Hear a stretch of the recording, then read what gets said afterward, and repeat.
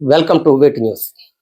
కృషి పట్టుదల ఉంటే మనిషి సాధించలేని విజయాలు అంటూ ఏమీ ఉండవని అనేక మంది చరిత్రలో నిరూపిస్తున్నారు కూడా. ఇప్పుడు మన ముందు రమ్య మాధురి అనే అమ్మాయి ఉన్నారు. ఇటీవల జరిగిన కానిస్టేబుల్ ఫలితాలలో మహిళా విభాగంలో ఆమె స్టేట్ ఫస్ట్ ర్యాంక్ను సాధించింది. ఇప్పుడు ఆమెతో మనం వేట్ న్యూస్ తరఫున మాట్లాడి అడిగి తెలుసుకునే ప్రయత్నించాలి.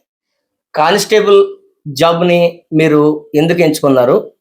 ముఖ్యంగా మీరు ఈ లక్ష్యాన్ని చేరుకోవడానికి, అలాగే దీన్ని మీరు ఎంచుకోవడానికి మీకు ప్రేరేపించిన అంశాలు ఏంటి? నాకైతే చిన్నప్పటి నుంచి యూనిఫామ్ వేసుకోవాలనే ఆశ ఉండేది. నేను కొంచెం హైట్‌గా ఉండడం వల్ల స్కూల్‌లో టీచర్స్ అట్లా ప్రోత్సహించారు నన్ను. ఎలా అయినా నువ్వు పోలీస్ జాబ్ కొడతావు, ట్రై చెయ్యి పెద్దయినాక అని చెప్పేసి. అలాగే నేను డిగ్రీ పూర్తి చేశాక కాంపిటేటివ్ ఫీల్డ్‌లోకి రావడం జరిగింది. అప్పుడు 2022లో నోటిఫికేషన్ ఇవ్వడంతో నేను ఇంకా కానిస్టేబుల్‌కి, ఎస్ఐకి ప్రిపేర్ అవుదాం అనుకున్నాను. నా మెయిన్ టార్గెట్ అయితే ఎస్ఐ.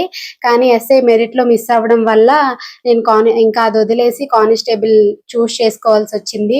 కానిస్టేబుల్ కూడా ఏంటంటే అందరూ కానిస్టేబుల్ అంటే చిన్న చూపు చూస్తారేమో, ఏదైనా ఒక జాబ్ కదా, ఒక మహిళ కూడా కానిస్టేబుల్ కొట్టడం చాలా గ్రేట్.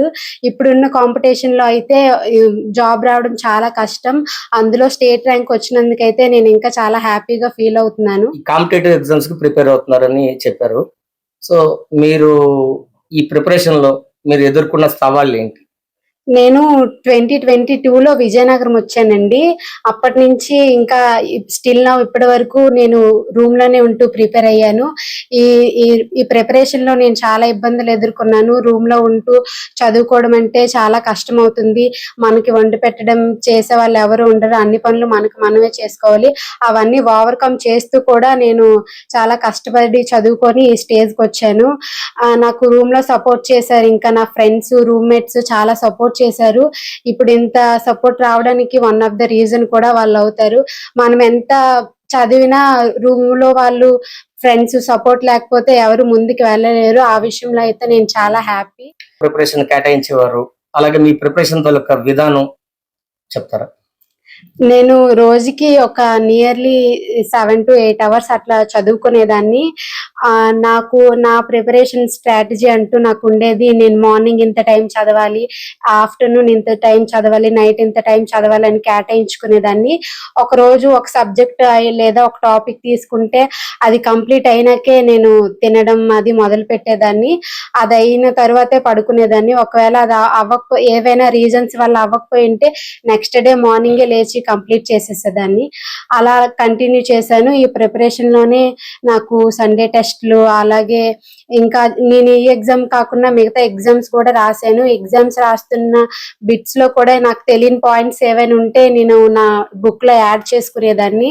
ఇంకా అలాగ నా ప్రిపరేషన్, నా నాలెడ్జ్ ఇంకా పెంచుకోగలిగాను. ఎక్కువ టైమ్స్ రివిజన్ చేశాను. రూమ్ లో వాళ్ళు కూడా ఇంకా చదువుతున్నావా, ఇంకా ఎంత చదువుతావు, చదువుతూనే ఉంటావా అలా అంటే, మా కాంపిటేటివ్ ఫీల్డ్ కి వచ్చాక మనం ఎంత చదివినా ఇంకా చదవాల్సింది చాలా ఉంటది, మనం నేర్చుకోవాల్సింది కూడా చాలా ఉంటది, ఇంతటితో అయిపోయింది అంటూ ఏముండదు. మనం ఎంత నేర్చుకుంటే అంత ఉంటది. కాబట్టి ఇంకా రివిజన్ నేనైతే చాలా సార్లు ఒక బుక్ నే చాలా సార్లు రివిజన్ చేశాను. అలా నా ప్రిపరేషన్ కంటిన్యూ అయింది. అయితే మీ జర్నీలో ముఖ్యంగా మీరు సాధించిన విజయంలో మీ అన్నయ్య గౌరీశంకర్ గారు ప్రోత్సాహం ఉన్నదని మీరు ఆయన కోసం చాలా గొప్పగా చెప్పారు కూడా. సో ఆయన మీకు ఏ విధంగా ఎంకరేజ్ చేశారు? ఆయన పాత్ర ఏంటి? నాకైతే మా అన్నయ్య చాలా సపోర్ట్ చేశాడు. ఇంటరే నన్ను మంచి కాలేజ్ లో జాయిన్ చేద్దామని ముందే డిసైడ్ అయ్యాడు. డిగ్రీ, ఇంటర్ వరకు అన్ని నేను అన్నయ్య సపోర్టే తీసుకునేదాన్ని. డిగ్రీ తర్వాత కాంపిటేటివ్ ఫీల్డ్ లోకి రావడం, ఈ పోలీస్ జాబ్ చూస్ చేసుకోవడం అది నా డెసిషన్. ఎందుకంటే నువ్వు దేనికి చదవగలవో నీ క్యాపబిలిటీ నీకే తెలుస్తుంది కాబట్టి ఇంకా నీ ఇష్టమే అంతా అని చెప్పేసి మొత్తం నాకే వదిలేశాడు. తను కొన్ని రీజన్స్ వల్ల మధ్యలో చదువు ఆపేయడం వల్ల ఇంకా నాలాగే మా చెల్లి అవ్వకూడదు అనేసి చెప్పేసి నన్ను కష్టపడి చదివిద్దామని ముందు ఫిక్స్ అయ్యాడు. మీరు పోలీస్ శాఖలో జాయిన్ అయిన తర్వాత భవిష్యత్తులో మీరు ఇంకా ఏ విధంగా ముందుకెళ్దాం అనుకుంటున్నారు? నేను అయితే ప్రెసెంట్ కానిస్టేబుల్ వచ్చింది కాబట్టి నెక్స్ట్ ఎస్ఐ నోటిఫికేషన్ వస్తే నేను ఎస్ఐకి నా జాబ్ కంటిన్యూ చేస్తేనే ఎస్ఐకి చదువుదాం అనుకుంటున్నాను. ఎందుకంటే ఇక్కడితో ఆగిపోకూడదనేసి నేను ముందు నుంచి నా గోల్ ఎస్ఐ కాబట్టి ఇక్కడితో ఆగిపోకూడదనేసి డిసైడ్ అయ్యి చదువుదాం అనుకుంటున్నాను ఇంకా ఎస్ఐ నోటిఫికేషన్ ఇస్తే. చివరిగా పేదరికంలో ఉన్న ఇతర అవంతరాలు ఏమున్నా మనకు ఉద్యోగం రాదేమో, మనం సాధించలేమో అనుకుని యువత నిరుత్సాహంగా ఉన్న సందర్భాలలో మీరు యువతకి ఇవ్వబోయే సందేశం ఏంటి?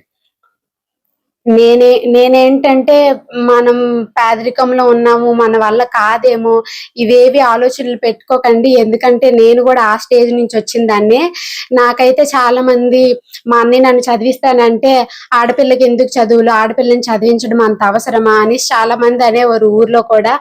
మా అన్నయ్య ఆ మాటలన్నింటినీ కొట్టేసి నన్ను చదివించాడు. నేను ఇప్పుడు ఇలా స్టేట్ ర్యాంకర్ గా వస్తే మా అన్నయ్య చాలా హ్యాపీగా ఫీల్ అవుతాడు. అలాగే మీరు కూడా మీలో ఉన్న బలం ఏంటో మీకే తెలుస్తుంది. ఎవరు ఎన్ని మాటలన్నా ఏం పట్టించుకోకండి.